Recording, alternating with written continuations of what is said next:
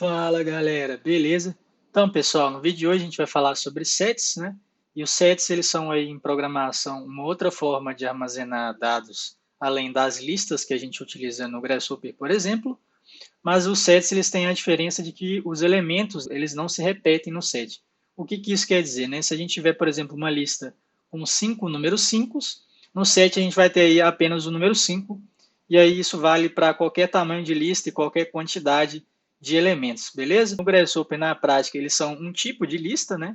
Uma forma de manipular listas também, mas em programação eles são uma outra forma de armazenar dados. E aí no Grasshopper a gente vai ter a possibilidade de utilizar os sets apenas em alguns tipos de variáveis, e aí essas variáveis vão ser só aquelas que são derivadas de números ou caracteres, né? E aí pontos e vetores entrariam nessa também, justamente porque os pontos, na verdade, são x, y, z, que são 3 números, e os vetores também são x, y, z, que são 3 números, então eles entram nisso também, mas o restante é só variável booleana, texto, números independentes com casas decimais ou não, intervalos, que são os domínios, e etc. Né? Então, vamos para o Grasshopper para a gente ver isso na prática. Então, pessoal, já estou aqui no Grasshopper, né? Então a gente pode começar aí a falar sobre os nossos sets. Então, se a gente vir aqui na aba justamente set, né? E aqui a gente tem os sets. Como eu já disse, né, os sets são listas com membros que não se repetem. Né? Em programação é uma forma de armazenar dados, e aqui no Grasshopper é uma forma de a gente manipular as listas, né, que é o que serve para a gente armazenar os dados, beleza? Entendido isso, eu preciso retomar alguns conceitos aqui básicos aí de matemática de conjuntos numéricos, que é para vocês entenderem como que funciona cada um dos componentes, né? Então a gente tem aqui união, união é A mais B, né? Então a gente tem a lista A e a lista B. A gente junta essas duas listas e como os componentes não se repetem no set, né, a gente tem esse novo conjunto aqui. E aí a gente tem exatamente esse set, que é o de união, que a gente também vai ver lá em cima novamente. A gente tem o interseção, que é justamente duas listas, e aí o que tem em A e B é a interseção, que aqui no caso é C, né? E aqui a gente tem um componente de interseção. E a gente tem subtração, então a gente tem conjunto A e conjunto B, A menos B. Então aqui a gente tem o C como interseção, ele subtrai justamente a interseção entre essas duas listas, né? A diferença é sempre a interseção, só que aí existem dois tipos de set difference, né? A gente tem esse aqui e a gente tem o outro aqui, que é esse aqui, ó. E aí eu já vou explicar para vocês o que quer dizer cada um deles, né? E aí eu vou falar também de todos os componentes dessa aba aqui de set, tá? Mas vou falar bem rapidamente o que cada um faz, para não enrolar muito, né? Não ter perda de tempo aí. Então, esse aqui é o primeiro que eu vou falar, que é criar um set a partir de uma lista. Então, aqui reforçando que os sets são listas com itens que não se repetem, né? Então, a gente tem aqui uma series com step de 0. Então, a gente tem 0, 0, 0, 0, 0, 0, né? Vários zeros, né?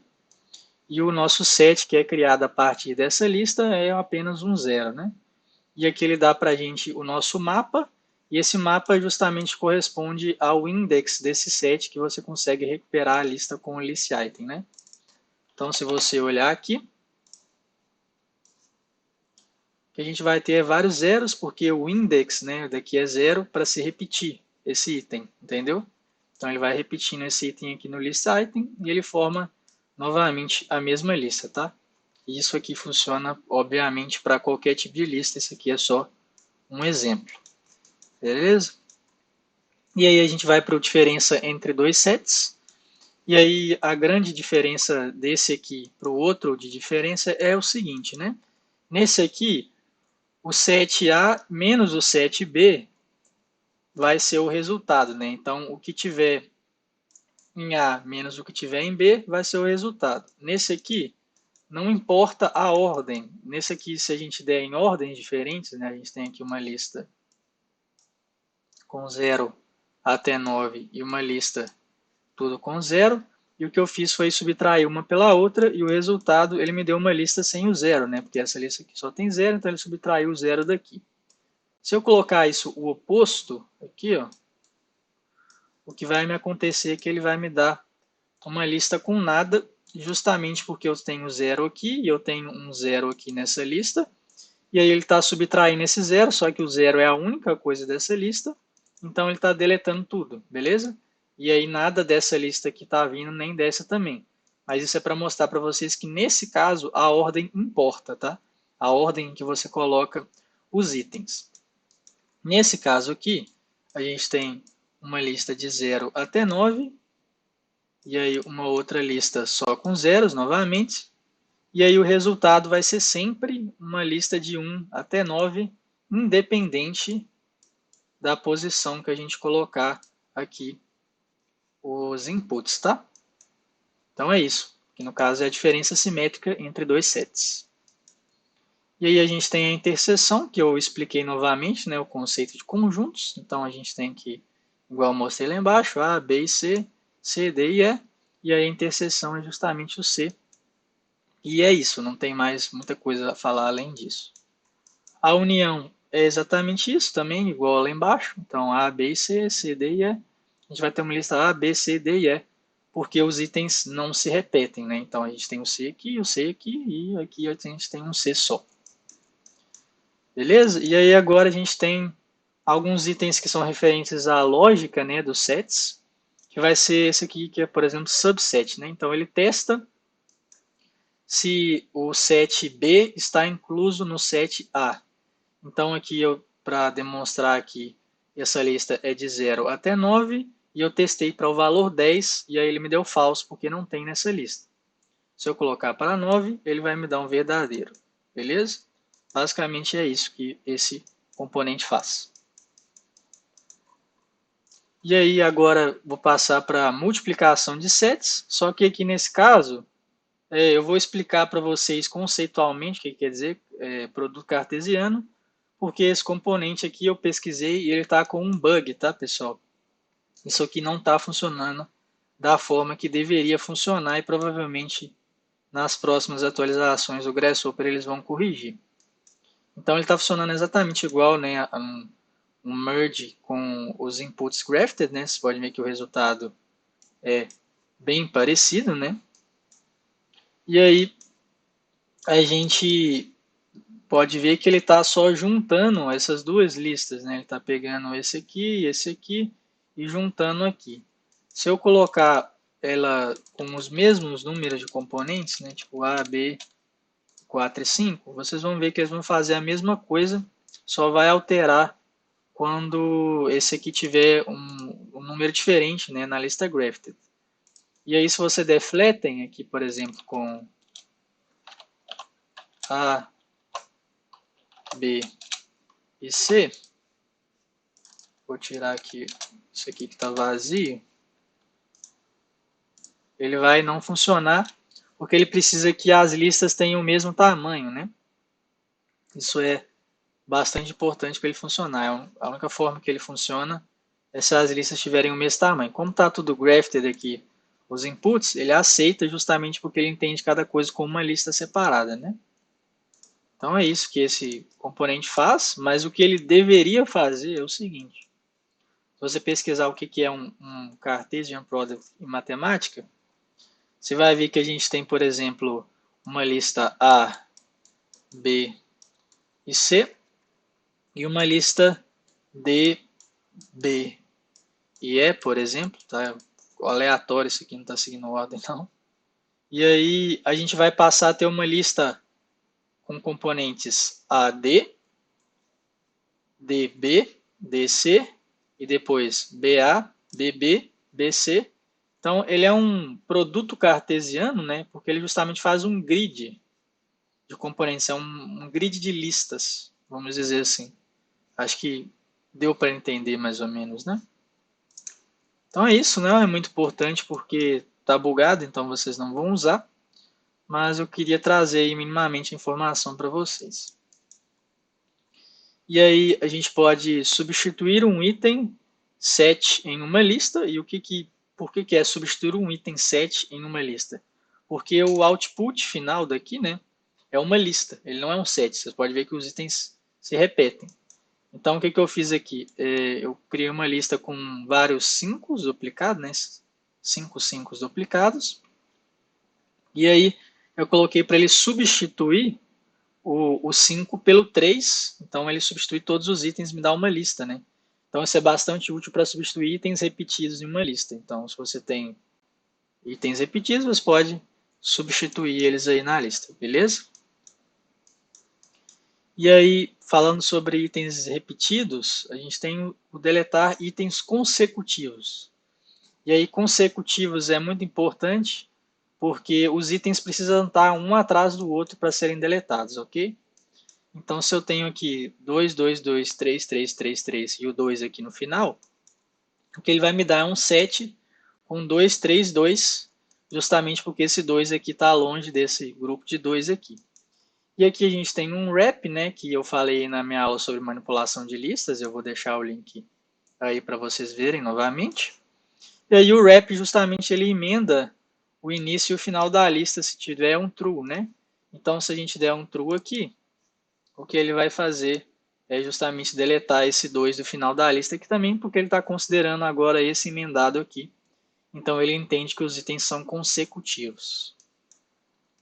Beleza? Então é isso que esse componente faz. E aí a gente tem mais um item de testar de operadores lógicos, né, que dá um resultado booleano. Se você não lembra o que é isso, volte nas minhas últimas aulas. Então, o que ele está fazendo aqui? Ele testa para se não tem uma interseção entre as duas listas. Então, essa lista aqui eu tenho itens de 0 até 9 aqui. E nessa lista aqui eu tenho itens de 0.09 até 0.93. Como a gente não tem nenhum item repetido em nenhuma das duas listas, né, nenhuma interseção entre elas, o que vai acontecer é que ele vai me dar um true porque ele entende isso, né? Disjoint significa isso, quer dizer que não tem uma interseção. E aí, se eu colocar um número que tem nessa lista aqui também, que no caso é 0, por exemplo, ele vai me dar um falso. Beleza? É isso que esse componente faz. E agora a gente vai falar sobre esse item aqui, que é procurar por um valor através de uma chave, né? E aí o que isso quer dizer, né? Ele procura um item nessa lista aqui, né? Nessa lista de valores, com uma chave, né? Com uma key. Então a gente tem uma lista de chaves e uma lista de valores. E aí você dá aqui a chave que você quer, né? Search key. Então eu dei uma lista aqui de 0 até 3. E aí eu tenho que dar um valor de 0 até 3 para corresponder aos keys dessa lista aqui. E aí eu dou a lista que eu quero procurar, né, com essas keys. E aí eu coloquei aqui 3, e aí essa lista aqui de 0 até 3 também, só que tem os itens são 10 até 13, então o output é 13. E aí isso aqui ficou confuso, né? Eu sei que parece não ter muito sentido, mas isso aqui na verdade tem várias aplicações muito interessantes, e eu vou mostrar um exemplo prático aí de como utilizar isso. Então, se a gente vir aqui para o Rhino, a gente tem uma opção aqui no Rhino que é justamente adicionar keys, né, para os nossos objetos. Essas keys são os atributos dos objetos, né? Então, se a gente vir cá, que vem aqui na nossa aba de objeto, e a gente pode clicar aqui em Attribute User Text, que é atributos por textos de usuário, e aí você pode adicionar aqui um texto a esse objeto. E aí isso passa a ser uma chave para você encontrar o seu objeto no modelo, né? Então você tem que vir cá, digitar Select Key, que é para selecionar um objeto com essa chave.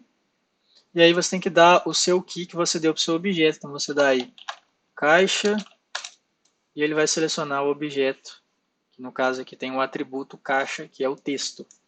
Então é para isso que serve chaves, e aí obviamente eu vou mostrar o que você pode fazer com o componente lá novamente. O que eu fiz, né? Eu já mostrei esse componente aqui no canal, mas para quem não sabe, esse componente seleciona objetos de uma layer e dá um filtro de acordo com o tipo de objeto. Então eu estou selecionando aqui um BRIP, e aí a gente tem aqui esse componente do Human Plugin, né, que ele desconstrói os atributos dos objetos do Rhino. E aqui a gente tem justamente as keys de user text, que no caso aqui tem 3 objetos, um está como bloco, outro como caixa e outro como parede. E aí o que a gente faz aqui é justamente o que a gente fez aqui, ó, com essas duas listas. Então eu dei uma lista aqui com meus BRIPs, nesses valores. Os keys são justamente esses atributos que eu estou dando aqui. E aí o search key é justamente um desses coisas aqui.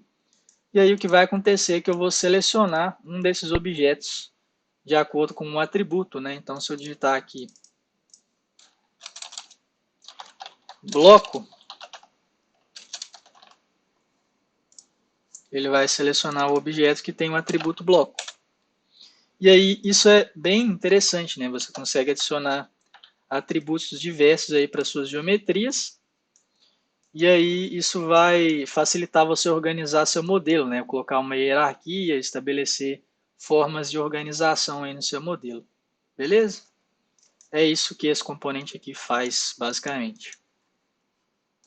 E aí a gente tem o próximo aqui, que é achar item mais similar em uma lista.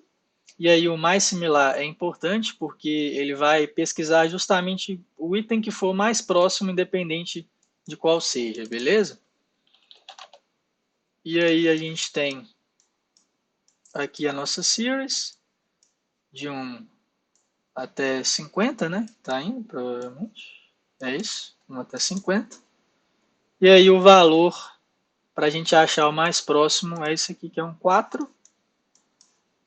E aí o 4 aqui, que no caso é o item mais semelhante. E aqui ele te dá o index, né? Que é o índice desse item na lista, que aqui eu fiz questão de começar no 1, justamente para vocês verem que o index aqui, esse output aqui, é diferente do número, né? Não necessariamente é igual. Então, a gente tem aqui até o 4. O 4 é o número 3 da lista, o index 3, item 4. Basicamente é isso que esse componente faz, ele acha o item mais semelhante. E aí é importante ressaltar, né, como eu falei no início do vídeo, que os sets funcionam com qualquer coisa que seja derivado geralmente de número, né, que é tipo texto, ponto, vetor, tudo que tem número e texto, ele vai conseguir achar aqui e trabalhar. E aí isso aqui é muito bom para trabalhar com pontos, às vezes é bastante útil, que você acha os pontos mais próximos a partir das próprias coordenadas deles, né, os x, y, z. E é isso que esse componente faz. E agora, por último, mas não menos importante, e aí o que esse componente faz é achar a ocorrência de um membro em uma lista, né? O que isso quer dizer? Isso quer dizer que eu tenho uma lista aqui, e aí eu utilizei esse componente aqui já várias vezes, né? Ele duplica os nossos dados. Então eu tenho um 0, estou duplicando 10 vezes, e aí ele me dá uma lista com 10 zeros, né? De 0 até 9. E ele está contando aqui para a gente quantos que a gente está de ocorrência, né, na lista. Então a gente tem 10, está contabilizando aqui 10. E ele está me dando 0, porque eu também estou colocando esse 1 aqui, que é justamente para vocês verem que ele está procurando, né, quantos itens tem na lista. Então aqui tem 10 e 0. E aqui ele te dá o índice, né, desses itens nessa lista aqui, ó, beleza? Que é isso aqui, ó. Ok? E aí, como aqui não tem nenhum, ele me dá uma lista vazia, né? Uma lista sem nada. Então é isso, né? Esse foi o nosso último componente aqui. Se ficou alguma dúvida, deixa aí nos comentários. Eu vou deixar esse arquivo aqui para download na descrição do vídeo, né? Lá no drive do canal. Se inscreve no canal, ativa o sininho, curte o vídeo, compartilha. Deu um trabalho fazer isso aqui, então uma força de vocês aí seria legal. E até o próximo vídeo.